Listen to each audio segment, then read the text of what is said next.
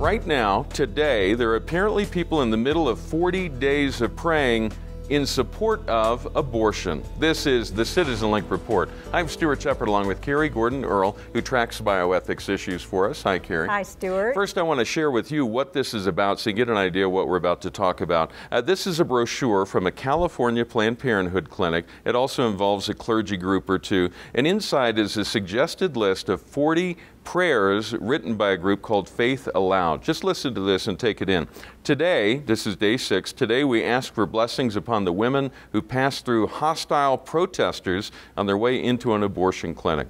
Today, the day 18, today we pray for all the staff at abortion clinics around the nation. May they be daily confirmed in the sacred care that they offer women.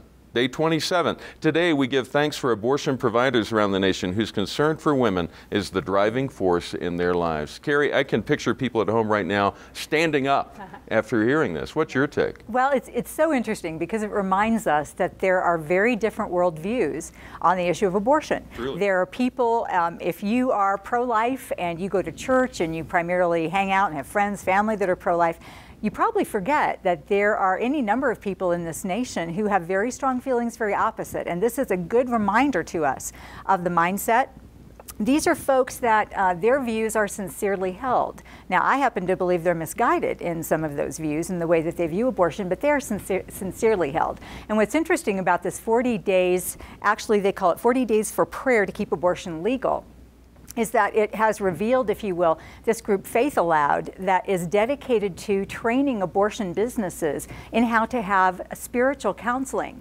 They actually provide for abortion clinics, centers, laminated prayer cards and DVDs that they can train local clergy in how to do counseling, how to give spiritual support to women. They have online training. So that's all part of this. As the prayers you read, that's just a small part. This is an ongoing effort to try to bring a religiosity, a faith, if you will, into the abortion place where preborn babies are being killed by abortion and women are being hurt in many cases. I should point out that Rebecca Turner, who wrote those prayers, is an ordained minister with the United Church of Christ and also the Disciples of Christ. And the insights you just gave, I think, are really important. When we have conversations with these folks, we shouldn't presume that they're trying to be sneaky about everything. I mean, they're sincerely believing these things that they're saying. This is the point of view they're starting from.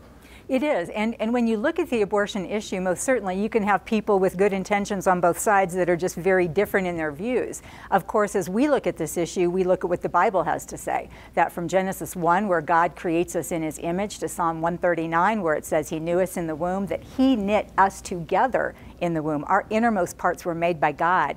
We find that indisputable in Scripture, that life is sacred, that all life is sacred, and that includes the preborn baby that is the victim, the fatal victim in an abortion. Now, a lot of our folks have heard of the 40 Days for Life campaign, and you can't hear about this without immediately making some connection. I wonder if these two are somehow, if it's a response to the other or whatever, and they tell us, no, it's not. What do you think?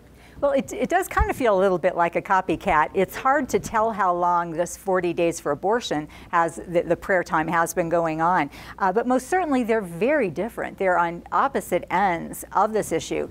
40 Days for Life was started in Bryan, Texas at a Planned Parenthood there. And there was a woman named Abby Johnson that worked at that Planned Parenthood center. And Abby Johnson watched as there were multiple of these prayer campaigns going on at her abortion clinic.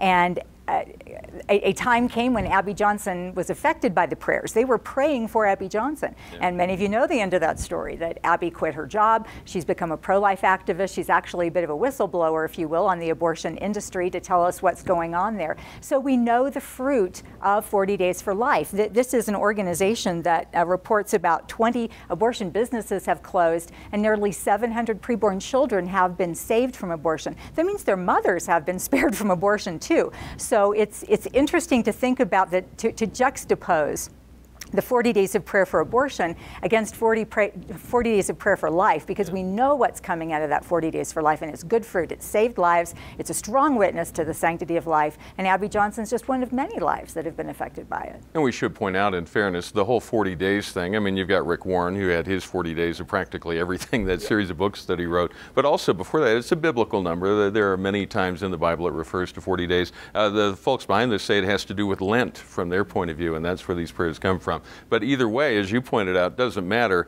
What's interesting is the distinction between the two events and the different worldview that each of them presents. I do want to share a bit of a phone interview. One of our Family News and Focus reporters talked to Reverend Rebecca Turner. And I should share with you, part of our culture on the media team is when we speak to someone who's on the opposite side of the issue from us, the way that we deal with them is always gracious, it's always polite, it's always upfront about who we are and what we're going to use the interview for. And that's just how we do things here. I mean, that's the way we approach it. We don't have anything to hide. And frankly, we're thankful when they take time to talk to us and to share their point of view, because we want to present their point of view as accurately and clearly as we can so that you can know where they're coming from. So listen to what she had to say. Well, I think it's misguided, and I do think it's a misuse of the Lenten time because it completely eliminates the woman, and it is the pregnant woman that we are concerned for. And we have to treat her as a whole person, not just as the carrier of a fetus. And so instead of praying for unborn children, we're praying for those women. And we're praying that, they find within their own faith a strength, and that they don't make decisions out of shame, that they don't feel shame that's imposed upon them by anybody else, whether it be family members or religious authorities or whatever, but instead to look to their own faith for strength and confidence and to do what's best for themselves. Carrie, there is so much in there that we could spend practically hours talking about it, but when you hit the highlights, what do you hear? Well, it's very insightful to me as a pro-life woman to hear how a woman who supports abortion, who professes a faith, views this issue, and the fact that she views pro-lifers, people like myself and like you, as eliminating the woman from the equation really means either our message isn't getting through or we're not doing a good enough job of explaining who we are. Because we care very much about the woman and the child, clearly. This is a woman in an unintended pregnancy, or maybe in a pregnancy where there's an anomaly, there's a problem with the baby and the baby's health. And if you don't reach the woman, you don't reach the child. The way that you reach a woman in a witness situation outside of an abortion center is to reach her with the compassion, with the choices. You know what we often find is women make a decision for abortion not because it's a choice, but because they think that's their only choice. And witnesses at abortion centers like 40 Days for Life and others around the country are successful in saving lives because they're able to give women options. So most certainly women are not being eliminated. To hear Reverend Turner also say, we're not going to pray for the preborn children, I find that fascinating, and I find that totally consistent with the pro-abortion mindset, Stuart, which insists that you have to negate that child. That child must be invisible, it cannot be a person, it cannot have a name or a face, which is why advocates for abortion fight ultrasound opportunities for women who are considering abortion tooth and nail at every turn. Because when you connect with that baby becomes human, and then you can't just write this off this way. In the interview, she pointed out that particularly for the first trimester or so, and I'm paraphrasing a bit here, but she said she doesn't view that life the same way she views your life, and she used the word life for both. Yeah, again, it takes us back to very keen insights into the mindset of people who support abortion and kind of the mental, emotional, even spiritual gymnastics that they've had to go through in order to justify that decision. And I often wonder when I hear of or interact with women who are strongly pro-abortion, is there possibly an abortion in their past? And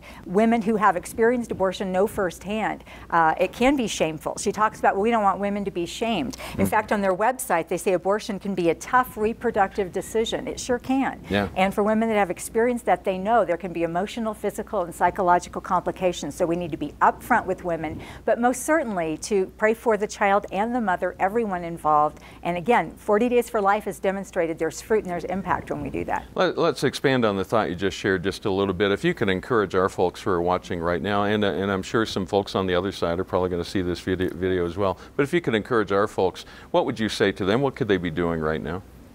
Well, whenever you hear a story about abortion, maybe on the news, you hear that there's a bill somewhere or there's a debate or something, just stop and say a prayer. You don't have to be fixated on it 24/7 unless you're led to do that. Yeah. But to just say a prayer, to say a prayer for the people involved, for the legislators maybe that are working on the bill. Most certainly, if you know that there is an abortion business in your city, you're driving by, say a prayer. If you know that there is a pro-life witness at that abortion center, consider going out and praying with them to support them. If there's a pro-life resource center for women in your city, absolutely get behind that nonprofit community group, support them with donations, with contributions, with whatever you can do. It is a vast, fertile field for us to be involved in the pro-life movement, and to always be in prayer when that opportunity comes. All right. Carrie, thank you for keeping track of all this for us and helping us understand the ins and outs of it all and how it all fits together. Thank you for watching. We do appreciate hearing from you, your comments, your questions, your criticisms. You may always write to us at mail@citizenlink.com. And remember, stand tall and be heard.